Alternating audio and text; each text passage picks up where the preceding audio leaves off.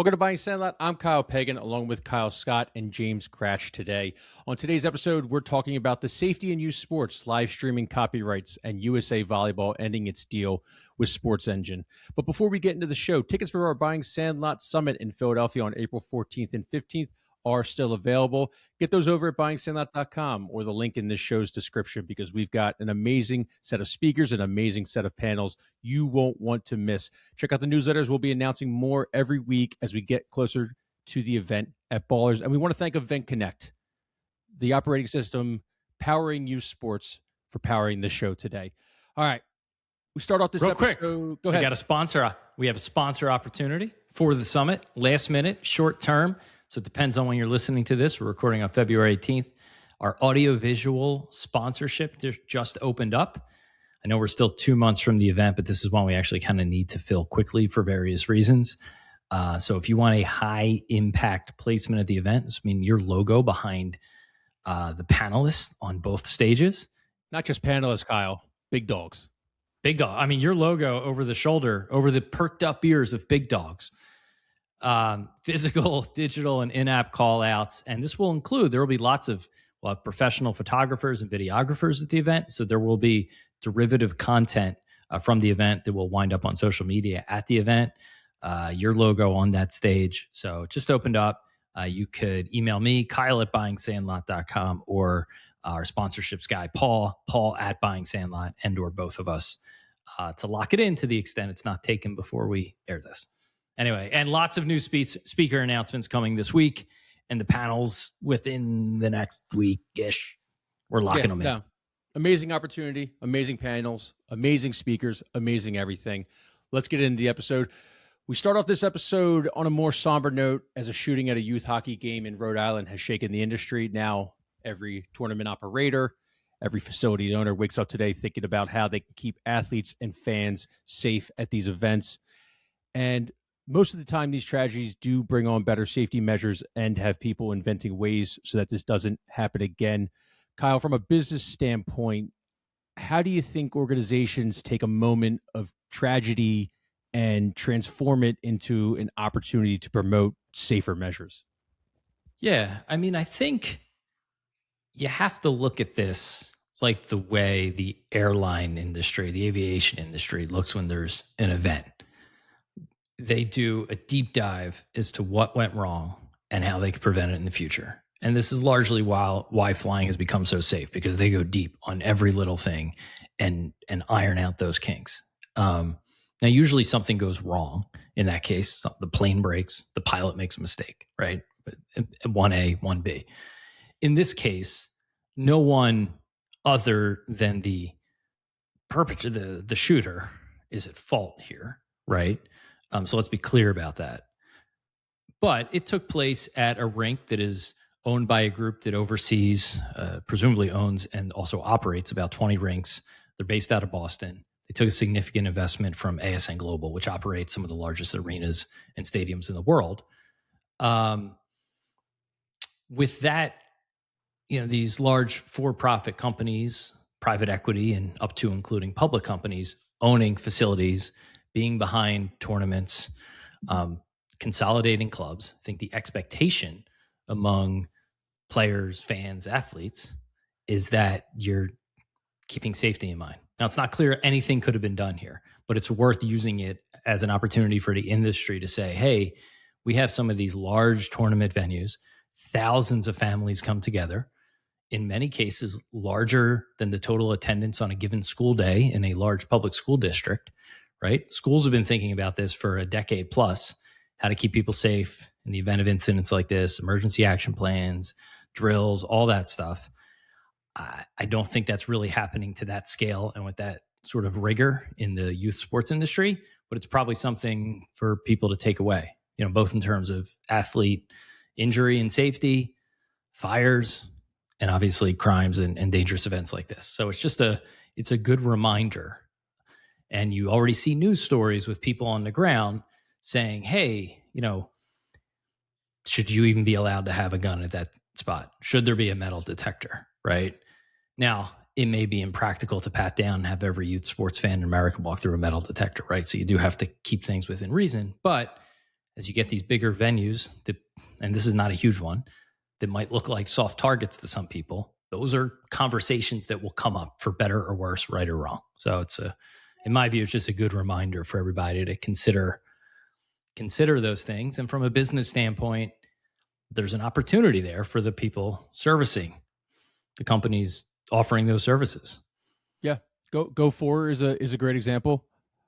We've talked about them before. Obviously, their main business case is connecting athletic trainers with schools, companies, organizations, but they also specialize in venue-specific emergency action plans for many catastrophic events. Actually, the founder, Ellis Mayer, was quoted in Buying Sandlot today. These plans are intentionally not injury or illness specific and are structured to guide coordinated response to medical emergencies, environmental hazards, and public safety threats. Venues are able to download generated emergency action plans, and athletic trainers contracted through Go4 are provided EAPs before reaching a job site. So there are companies out there in specifically the youth sports industry that are dedicated to these kind of emergency action plans. Now, obviously, what's the emergency action plan in a situation like this? We don't really know. Yeah, we don't know. To be clear, we don't know if Lynch Arena had one in place.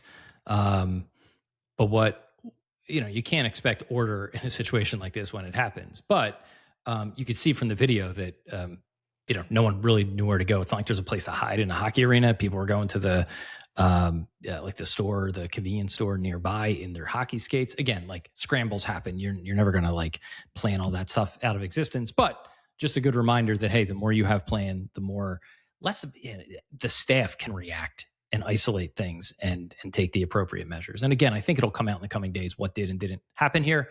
It's not to point fingers. It's a learning opportunity.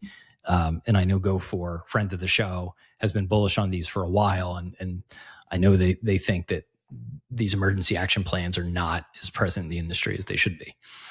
Yeah, and they're important because you look at it now, and I don't want to compare it. I don't want to, but thinking of like another emergency that happened at another sports facility. Now you have, of course, insurance costs go up, or there could be financial or legal implications. And who does that usually typically fall back on? That falls back on the parents, that falls back on the athletes, that falls back on the teams that want to go in these tournaments or want to use these venues or everything. Unfortunately, this happened on a senior night, so that falls back on, the season and whatnot. What happens during the investigation? Obviously, it's probably closed down right now. So where do those teams kind of play after these emergencies happen and stuff? So there's just kind of that to think about. James, do you have anything on this? How can youth sports facilities maybe balance the need for open, welcoming environments with growing expectations for security at games or practices? I think it's the preparation. Like Kyle's right. Like you guys are both right. Like you can't. There's going to be a scramble. People are not going to have to do. But I think that if you have staff members who know this is how, especially like a hockey arena, this is where the ambulance has to go. This is how we get someone to the ambulance. This is where we're going to greet the first responders. If someone is hurt, but they don't necessarily in grave danger, like where's an immediate care facility? How do we get someone there? That sort of thing. I think the challenge is going to be, this is all going to cost money. This is going to mean, and more off-duty cops who are getting overtime. You're going to have to do that. You're going to have to get more staffers. I think having an athletic trainer is critical. High school football, my senior year, one of my best friends had second impact syndrome. He's alive, he would tell you, because our athletic trainer recognized what was going on and said, I need a medevac helicopter now. So it's just critical that all these events have athletic trainers because things happen. I think the flexibility too is, yes, this was a shooting today, but next week it could be a chlorine truck overturning outside the stadium. You need to have something in place that can kind of address all emergencies. It's funny you say the chlorine truck thing. A cousin of mine played hockey in college, like D2, D3, was playing at a small rink, and their locker room, I forget the exact specifics, but their locker room was next to where like the Zamboni was kept. And I guess the engine was running, and they all had like some serious health problems because they were inhaling, God knows whatever fumes. So all this stuff, I think, to underscore your point, just becomes table stakes in the industry. And again, I want to be clear. It is unclear how well or not well the arena was prepared. And in this case, any amount of preparedness short of a metal detector wouldn't have really changed anything. The incident happened within the span of 10 seconds. So it, I don't want to say it didn't matter, but it wasn't like an ongoing event that with better coordination, more people would have lived. Like that didn't seem to be the case here for better or worse. And I think the other thing too is that you're going to have a transient nature of people who are working these events. It's not like, you have the same staff at like an NFL game. Like they're contracted to show up to all 9 home games. There's a rhythm, they know each other. But you might have a different trainer at each event. You might have different people working the metal detector. Okay, so we have someone at the metal detector. That means you probably need a police officer at the metal detector too, because if someone has a gun, well, like that person isn't equipped to handle it. I think that's a big factor. Well, and the athletes themselves, right? I mean, schools plan for this stuff, but they have 9 months. They know exactly, they have accountability drills or whatever they're called, where everyone knows the drill, they drill for it, and then they're able to identify who should be there and if they're not there. Athletic venues, people are coming and going all the time. Tournament venues, you're there for 2 days, you leave. So it's hard to drill the participants and the fans who, to your point, are very transient. So, there's a balance with everything. I know there's some technology out there that can spot a weapon. Some schools have, it's like AI powered cameras that can sort of quickly determine it. So there's only so much you could do. But yeah, it's a tough problem to solve, but the expectation will be there because, if and when anything bad happens and you have a 8, 9, 10 figure company behind it, lawsuits, right? And just like in the world, security, safety, war, right? These are business opportunities, right? So I always try to how do we bring this back to the business of youth sports? There is a business opportunity here for the safety, beyond just right now, we've seen a lot in compliance and insurance, coach background checks, age verification, insurance. I think the next rung, this may have been one of our predictions for 2026, unfortunately, is kind of physical and on location safety and well-being. Mm-hmm. Yeah. Now, the incident was also captured on a LiveBarn camera and uploaded online by a third party. This, of course, obviously had news agencies and assignment desks around the world asking if they could use the video, which LiveBarn has now been issuing warnings to those organizations who they do not have permission to do so. A lot of it has come on Twitter underneath tweets. And now this becomes kind of a weird case of if this is a fair use or not, which for all intents and purposes, it might be under U.S. copyright law, and news outlets probably shouldn't be barred from embedding it in stories or putting on their broadcast because it's done with reporting purposes. It's also a public venue. There's a short clip. It's not the entire broadcast of a game. People also have argued that there's no market harm to LiveBarn because no one is subscribing for a shooting. They're subscribing rather than hockey. This is unprecedented. We've only been around for 10, 11 months. We've never dealt with anything like this since buying Sandlot's inceptions. What's your thought on this, Kyle? Yeah, I mean, James could talk about this too. I mean, we both have a background in sports media. He was at a mainstream outlet like NJ.com. I was running my own website. So we've both dealt with the rights you have to embed things from social media and use others' videos. Clear-cut case of fair use, right? This is as clear of a newsworthy event as you're going to get. A crime occurred, video captured it, right? You don't see Nest Cam out there issuing takedown notices for the doorbell footage from Nancy Guthrie's house, right?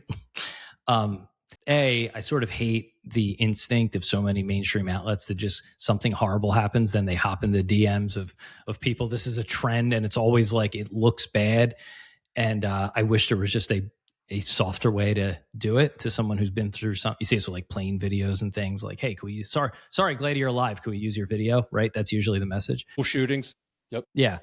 So LiveBarn is responding to all of these and saying, hey, no, we own the copyright, which, breathe the room a little maybe. But my short take is a couple of months ago, we talked about the live streaming and video rights associated with some of these platforms. And they vary wildly from it's the user's video, do whatever you want with it. But us as the platform, like a Game Changer or TeamSnap, you grant us a license to use it, distribute it, maybe sell ads against it.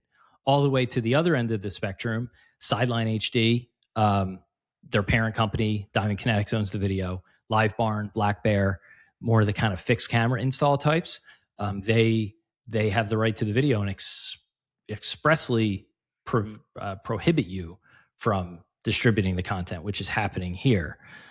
So I just find it strange, unfortunate that yet another hockey streaming company finds itself in the midst of a national story, also while they're going through a sale. Crazy stuff. James, what do you got? So I definitely think it's fair use. I think that it's interesting because like the footage, you can see what happened. You can't see a tremendous amount. So I could see some outlets being like, let's err on the side of caution. We don't necessarily need this to tell the story. I think it's definitely fair use. I think I was a little surprised that LiveBarn was so aggressive in trying to do it, especially because at the end of the day, the genesis of it getting on Twitter is someone who may have been there or had a child there or had a tie to it. So I think that was sort of interesting. I do know, I can speak from my own experience in New Jersey a couple years ago. High school quarterback died. He had mono. He didn't know. He got hit during a game on a Friday night. His spleen ruptured. I believe that, I can't remember exact platform. The video was on somewhere. That platform got it off pretty immediately before anyone could distribute it. I think because one of the schools said, hey, now that was a situation where nothing bad had happened. It wasn't some highlight hit. It was just something horrible happened. It was very innocuous. You wouldn't have even known if you had been at the game. But I am curious about, did LiveBarn immediately pull this down? And I think the fix thing is interesting because that's evidence now. So do the police show up at the arena and say, all these cameras got to come down? And then what does that mean long term for a business if, as you said, like, is the arena going to be open for the games to be played? But even when it's open, can LiveBarn not have its camera on for months, years potentially as the trial plays out? There was also, I think Kyle alluded to it a little bit. These cameras are all automated, and LiveBarn has run into trouble in the past with this stuff when they live streamed a summer camp. I believe it was in Canada, which obviously infringed on privacy. So I think it'll just be interesting to see what these companies and, every company in the youth streaming space, every company in the streaming space in the entire world in sports is going to look at this. And it's going to be interesting to see what the terms of service kind of look like when this all plays out. Yeah, I mean, if I'm putting on my publicist hat, again, I think a lot of this video lives on a server. So presumably I don't see why they would need the camera. I'm sure it goes to a server somewhere. But if I'm putting on my PR guy hat for the industry here, I'm thinking, hey, we have fixed cameras that have clearly now double as security cameras, right? There's a positive angle to this, which was, hey, by the fact that there was a camera here, we were able to very, sort of quickly have evidence as to exactly what happened, right? So I would say that this was a net positive that footage of this existed, insofar as there's any positives to be taken from this, right? Which is why, like, kind of going and trying to police the IP, like, just feels like an own goal here, right? Yeah, I mean, and it's similar to the EAP conversation insofar as no one in the industry did anything wrong here, right? But it highlights that when you have cameras broadcasting and there's minors involved, and there's a question as to who owns those rights, both from a copyright standpoint and from a selling monetizable ad inventory against, there's lots of questions, and there's not kind of this single unified take as to what the structure of that should be. In pro and college sports, it's very clear. The leagues and teams own the rights, broadcast networks pay them for the rights, and then they have a conversation as to who gets certain rights to distribute it. Youth sports is the Wild West here. You now have cameras everywhere. Some of them are parents' iPhones. Some of them are fixed installs that effectively double as security cameras. But because there's kids involved, those cameras can't be running 24/7, and everyone has a different stance. I think in the case of Black Bear, because they own and operate the rinks these cameras are in, that there's some level of human involvement that if everyone who's playing in front of that camera hasn't signed off on a waiver to be included, the camera never turns on, right? This is how LiveBarn got in trouble in Canada, because their camera was just sort of always running, right? No one was thinking about that. Game Changer and TeamSnap, because it's usually parent-led iPhones, although Pixelot is installing cameras in places now too, under the Game Changer umbrella, right? Because it's parents and iPhones, they put the onus of consent on the parents. Hey, but when you put this up, you agree that you've gotten consent of all the parents and their kids in this video. Let's be honest. We all know that's not happening, right? A parent isn't hanging their phone on the thing and going around saying, hey, you okay if I stream this game? Yeah. It's simply not happening. So there is this, and I'll go back to the interview we had with John from Fast Break back in the early fall. And we asked if they were going to get into the video and streaming game. And he, it sort of abruptly was like, listen, with all the consent issues, I think this is like a Pandora's box and we don't want to touch it right now.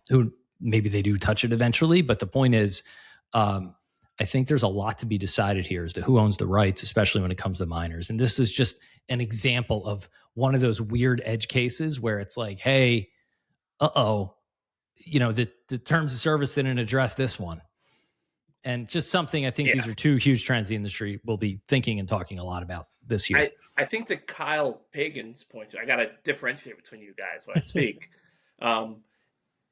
There is this sort of like giant perception of like it's youth sports, so I can kind of do whatever I want. I think with the video stuff, like I think back to the stuff about LiveBarn and everything. It was like this idea that like every parent, a lot of people think they have like this inalienable right to everyone gets to stream the game on an iPhone, even though we're in like if you go to the mall or like a place to take a picture with Santa with your kid, people just accept that part of the deal is it's free to go take your kid to Santa, but you've got to pay them the elf with the camera behind, to take the photo. You got to buy their picture. The same logic should apply to a private hockey arena with their own system. You're able to go in, you can take pictures and everything, but you want the video, you've got to use our thing. People don't think that way. So even though that, this is a business in so many ways, everyone still thinks, I can just bring my iPhone out and live stream the game for grandma. And I think that's going to be like a cultural shift of at what point and this is obviously going to be the same no matter what, this horrible situation. At what point do people realize this is no different than college football or the NFL or the NBA, and I don't have the ability to just, you go to an NFL game and pop up your cell phone and try to live stream for your buddy, like they're going to tell you to stop very quickly. It's like, it's like if you, and there's a distinction there too. If you play in a recreational nonprofit public league in your township, the expectation is, hey, like, some way, shape or form, I've paid for the right to take a video of my kid at this park. It's different when you're in a hockey rink and somebody's going, I think about this a lot like the media industry, which we all come from, right? It took a while for people on the internet to understand that like you may have to pay for content. Not everything is always free. There's actually investment that goes into producing this content. And it goes back again, as many things do, free ad supported products and services, which we talked ad nauseum about over the last couple of weeks here, or you pay for it. And when you show up to a rink or somewhere, or Game Changers put the amount of time and effort they have to marry scorekeeping and high-end video and streaming and broadcasting and low latency, those things cost money. And people scoffed that it was $9.99 a month, but it's like, yeah, but like the experience is superior to anything else you're going to get, whether it's the hockey rink or the Game Changers stream. So I think we're all in agreement that paying for these things is okay, but there is an education aspect there for parents and families as to why this is different, or just the awareness factor. And it's just all over the place right now. No one is necessarily doing anything wrong. It's just everyone just buries it in their terms of service and expects everyone, parents, players, athletes, just to be aware of it. And then when they're not, it turns into a news story. And so, I think standards and practices and expectations will evolve as this becomes more omnipresent, really.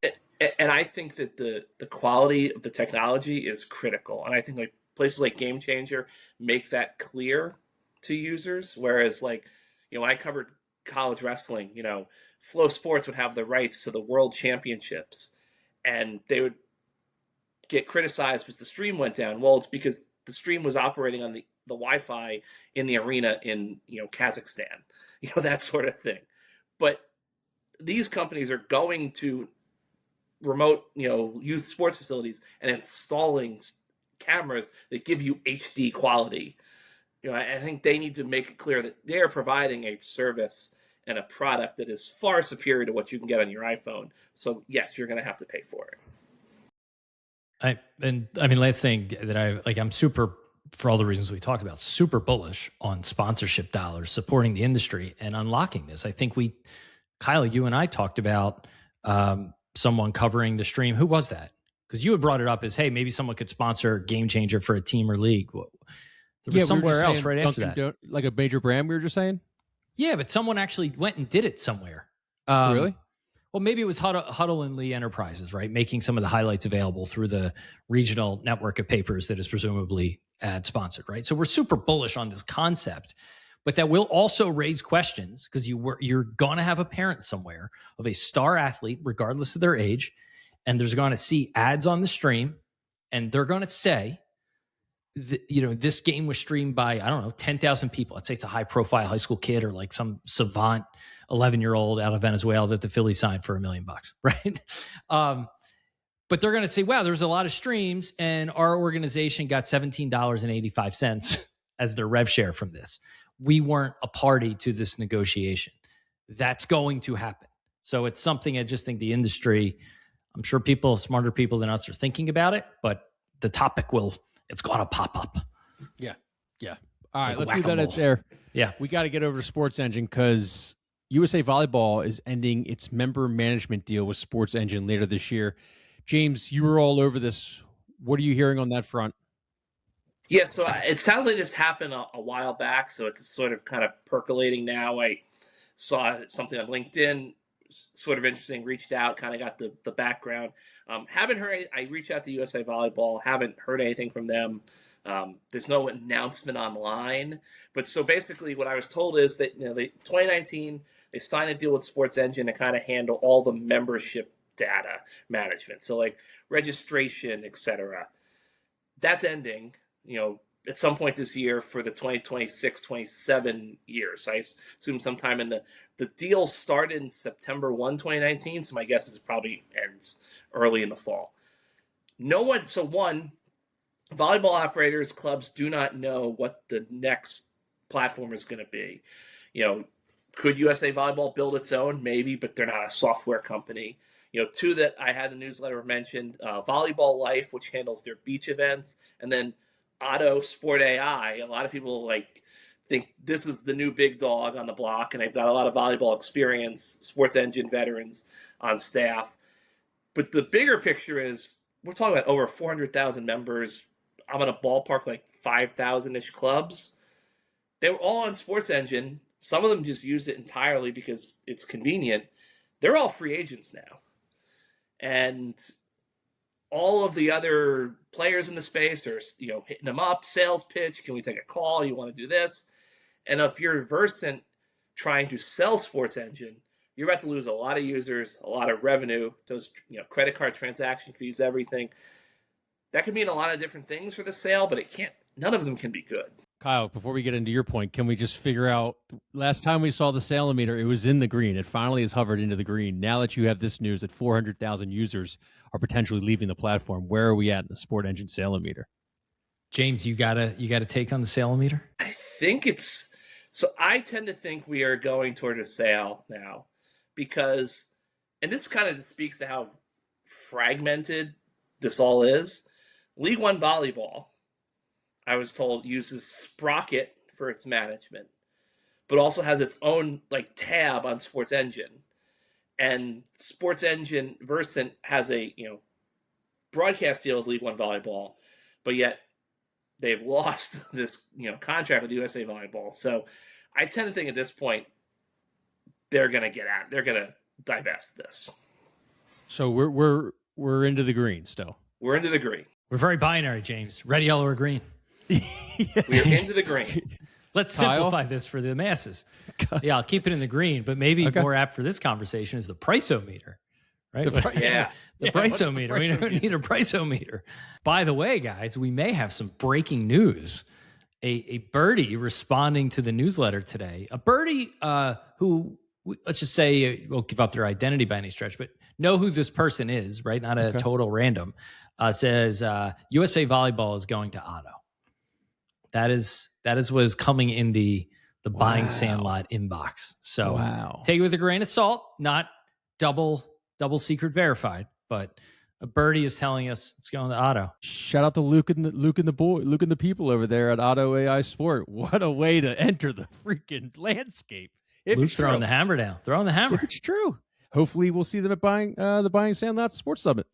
He's really spiking the ball on this one. There you go. He's setting them up for success, if you know what I mean. Imagine how good their octopus would be at volleyball. Those 8 arms. Oh my God! Can we say best logo in the sports platform game? 100%. Great logo. The hidden meaning there is an octopus has a brain in every tentacle, and they're backed by AI. It's sort of brilliant. But I do look forward to, if this comes to fruition, or if we could confirm this, that maybe our next send has an octopus playing volleyball. It feels like the 16-bit image just creates itself there.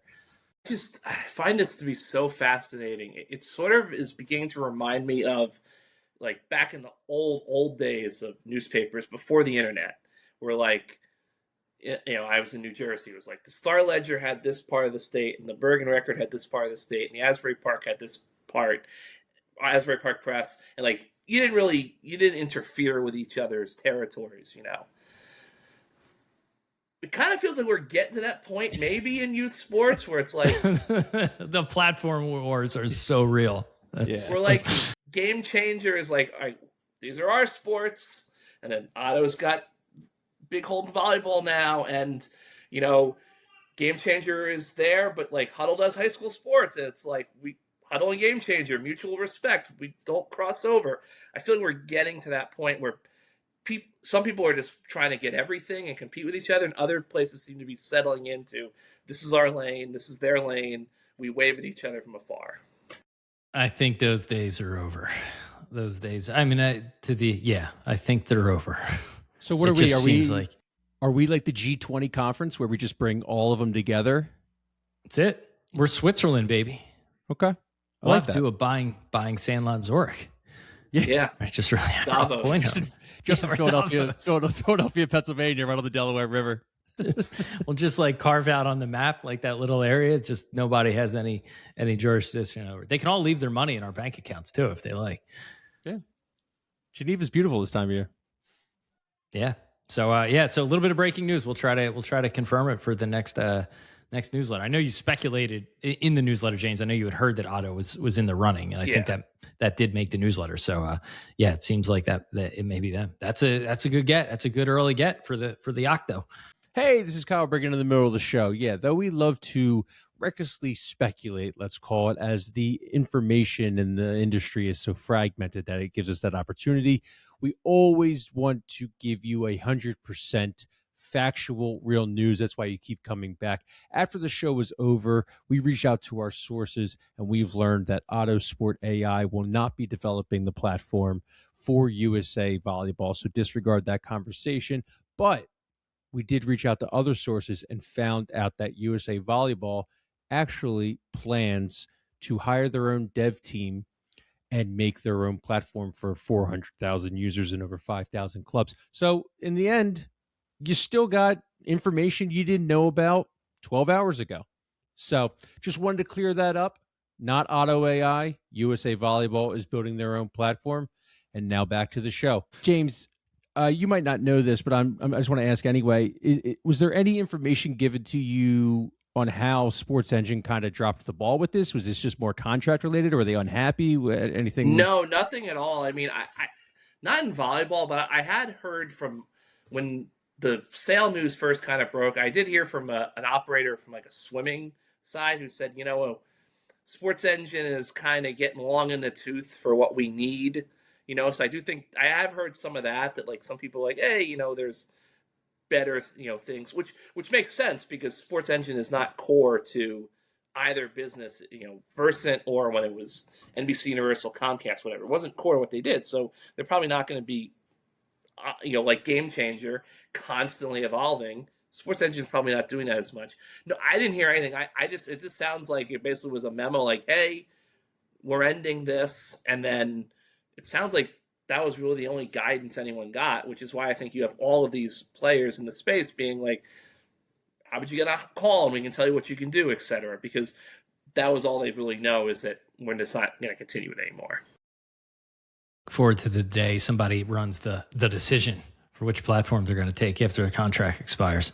Can we just get it on CNBC or whatever the heck it's called now and just freaking get this Still decision CNBC. over with? Screw CNBC. Get it on Buying Sandlot. Well, I mean, Buying Sandlot What are you would be doing? great. I would go to the nice Boys and Girls Club down the street in Philadelphia, and I'm happy to host whoever wants to come out for SportsEngine, and we can put on a whole we can do it at the conference. You want to do it, but you want to do a decision at the conference? I think that is a perfect platform to do it. I was on the call with the AV today. We are going to have amazing lights at the conference. It's like signing day. We have a table up there, and every organization can come up and they can put on their Team Snap hat. They can put on their Otto hat. It's a big octopus with 8 tentacles hanging off their head, right? How great would that be? 100%. To weave this all together, I covered a National Signing Day ceremony once where the principal decided that was going to be a great moment to run their like quarterly lockdown drill. Nice. Like, we have Division I athletes and the media in the library. Let's just make sure we got this lockdown thing underway. You have brought this full circle better than anyone could back to the emergency action plan. That was absolutely impressive. There is nobody who has a story or an example like James Cratch does in his history of covering sports in all levels of sports. It is range. There's some serious range there. Oh yeah, I covered UFC in Kazakhstan. Yeah, yeah. Never did UFC. Never went to Kazakhstan. But obviously, was around a lot of wrestlers who went on to the UFC. It was always like they would go to some strange places to compete, man. Anything else you guys got on the SportsEngine beat? I still think, do they shut down or spin off the management platform, keep the streaming? Just because they're in a lot of places. They bought those fast channels. I think we mentioned this. A fast channel for youth sports makes a lot of sense. It would just seem weird for a media company that's sort of leaning into those second-tier sports to give up a hold on a third-tier sport that could become a second-tier media property. I agree, by the way. I mean, just in terms of like ROI, I don't think for reasons we've talked about, the ceiling of like youth streaming, other than maybe like Texas high school football or like one-offs, is nearly as high as a pro first or second tier pro league. But the ROI and the opportunity around airing youth and amateur events feels like there's many more multiples to be had there than, some existing second tier sports leagues, for sure. And the costs associated with getting those rights, which for the reasons we talked about a few minutes ago, like there basically is no cost, right? Nobody knows who owns the rights. Everyone's just assuming if you put a camera there, you own the rights, right? And someone will click an accept button and you own them. I think oftentimes the rights are like double and triple sold. I would agree. I remember I was at the New Jersey State Wrestling Team Tournament Championship. I got a story for you, Kyle. And NJ.com was the rights holder for the championship events with the state. But then Chuck Todd loves that model. Yeah. A local outlet video, like these two brothers had a company. They show up with like a lift. And they're, we cover Southern Regional High. We're taping the Group 5 final.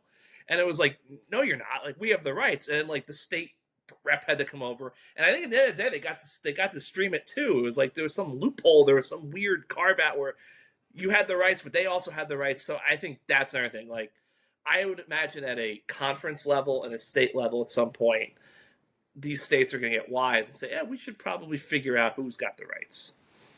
There's these guys out of Boston. We should have them on. I talked 2 months ago, and they do broadcast, not just cameras. They actually will send a broadcast crew out in many cases and stream. And I guess, they're sort of like, below where NFHS is and Play On, like a smaller version of that, but they have more hands-on kind of bespoke broadcasting.